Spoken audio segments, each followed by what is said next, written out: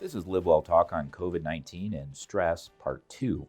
I'm Dr. Dustin Arnold, Chief Medical Officer at Unity Point Health, St. Luke's Hospital. As the number of cases continue to rise in our community and a virtual or pseudo shelter in place is present, COVID-19 remains a constant source of anxiety, stress, and fear.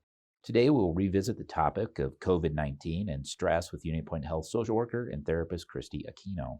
Welcome back. Thank you. Last time we talked about ways to reduce the stress and anxiety of being this kind of pseudo shelter in place. I mean, it's essentially that. What are you seeing as far as people's response to that? We're seeing a lot of course, anxiety about not being able to have contact with people. Some concerns about what the new normal is going to be like, right? When this is all done, when are our kids going back to school? Just the uncertainties of what this is, how long this is going to go on. How long are we going to have to stay isolated? How long are the grocery stores going to be like this? Just the fear of the Right. unknown, really. Right. And it is that unknown that generates fear. Mhm. And that's just human nature. I said jokingly, of course, but, I think I've been, other than church and my daughter's basketball games, I've been sheltering in place for like 10 years because I don't do anything other Mhm. than that, right? But, I see with my wife, as well as with colleagues and nurses that I work with, that even on a snow day, how people are scrambling to get their children into some sort of daycare or lunches, et cetera. I mean, it's just a scramble Mhm. because, Mhm. right, you're counting on the school. So I can only imagine that's amplified because it's not just one day you have to figure out how to do that. It's been 3 weeks, Right. if not more. Right. Yeah, and I think that that's what I've been hearing from parents in general. It's not just mom at home. It might be dad at home too, working upstairs. Mom's trying to keep the kids quiet but entertained. You know, um, Even I've talked to some moms who homeschool. And they're used to being home with their kids and teaching and having that type of routine. And even their routines are off. So people being home all day, every day is just affecting, our quality of time even together because we're Right. just having to tiptoe around each other depending on what's going on and whether they're working at home or whether they're, trying to teach at home or what's going on. So just the dynamics are different. Absolutely. And there's a unpleasant side of some of this, and that is domestic abuse could be occurring Mhm. with this, adding to the Mhm. stress, spending more time. As I said to you before we started the podcast, that in Greenland, domestic abuse was rising so quickly, and they were attributing part of that to alcohol that they closed their liquor stores Mhm. because of that. And so, I'm worried that that could be a concern as well.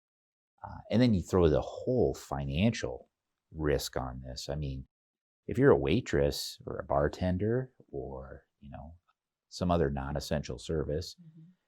I hate to use that term because everybody's job's essential Correct. because if it wasn't essential, it wouldn't exist, Right. right? Right. I mean, Mhm. your job's essential because it's there. Right. I mean, if nobody needed your job, they wouldn't do it.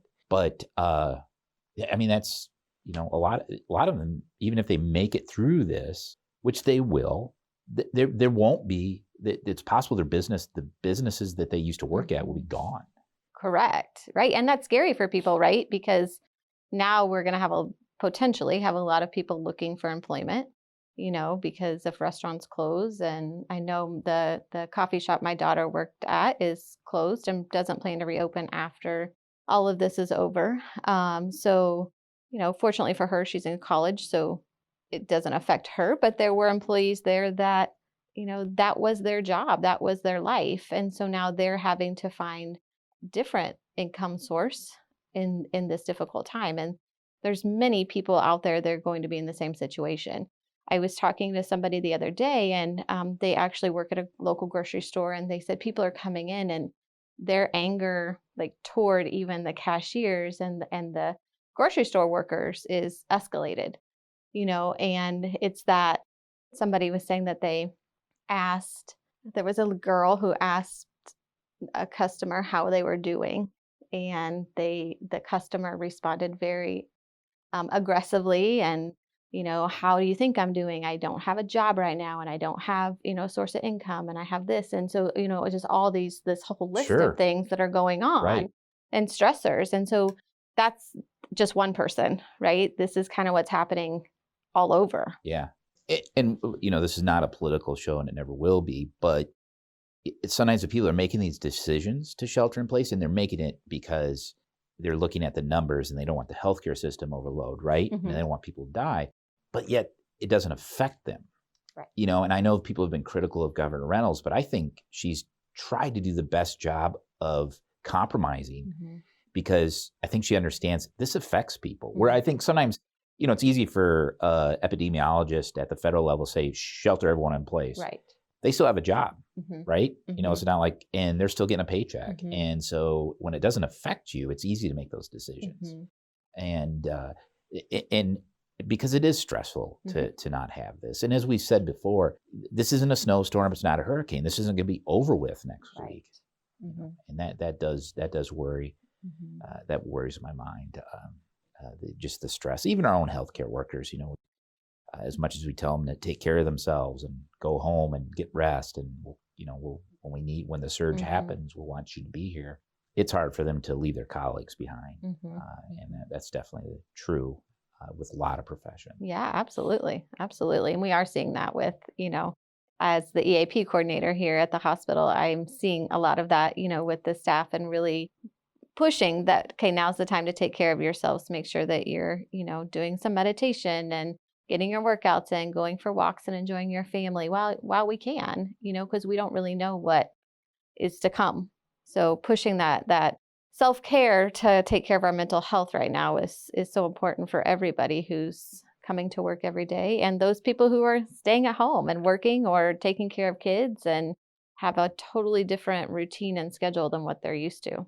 I couldn't actually give the actual quotation, but basically everybody you don't know what other people are going through. And that should be some way we should operate all the time. Absolutely. Don't, always assume the person you're interacting with is having the worst day of their lives. But yet that it's even more important now. Oh, yes.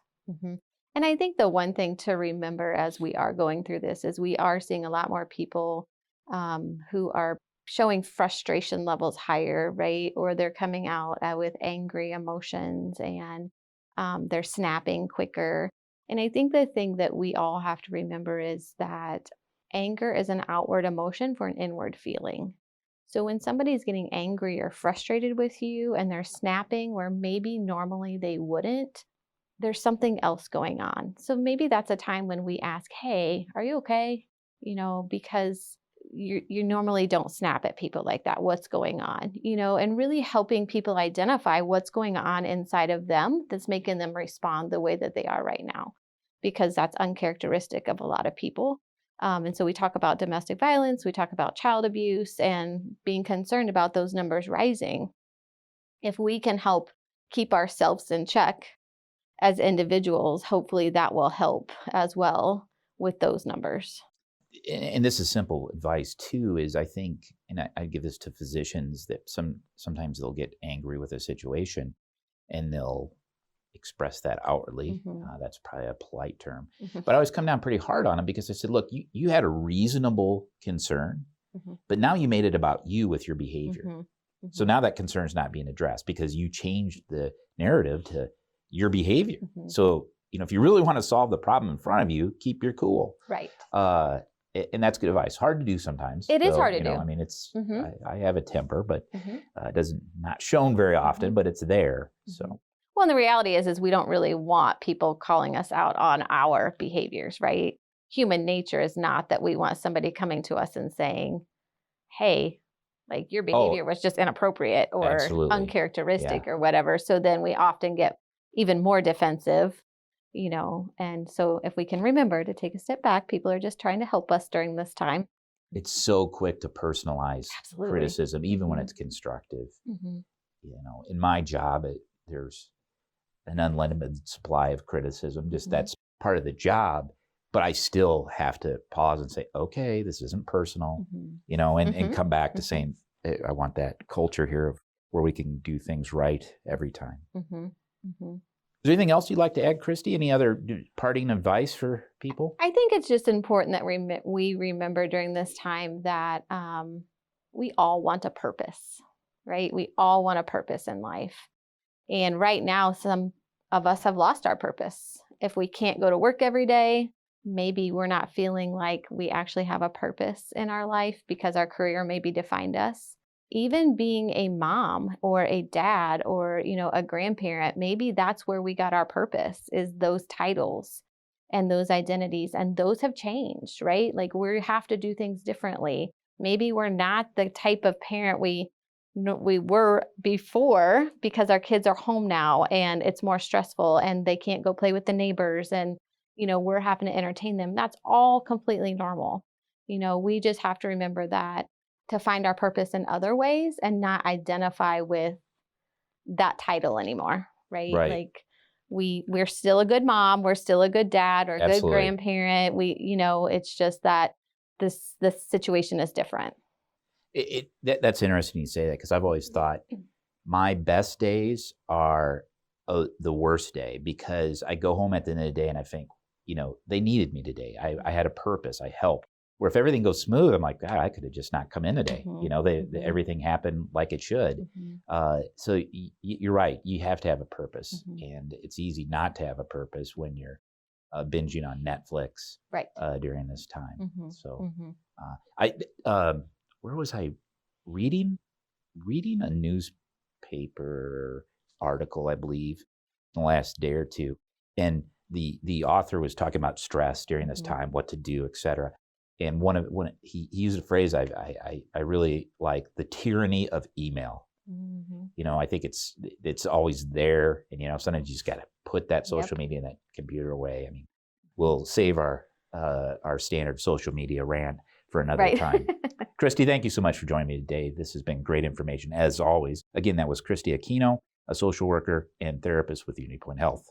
If you have a topic you'd like to suggest for the COVID-19 pandemic, shoot us an email at stlukescr@unitypoint.org. In the meantime, wash your hands, cover your cough, and confine yourself if you're ill, and practice social distancing.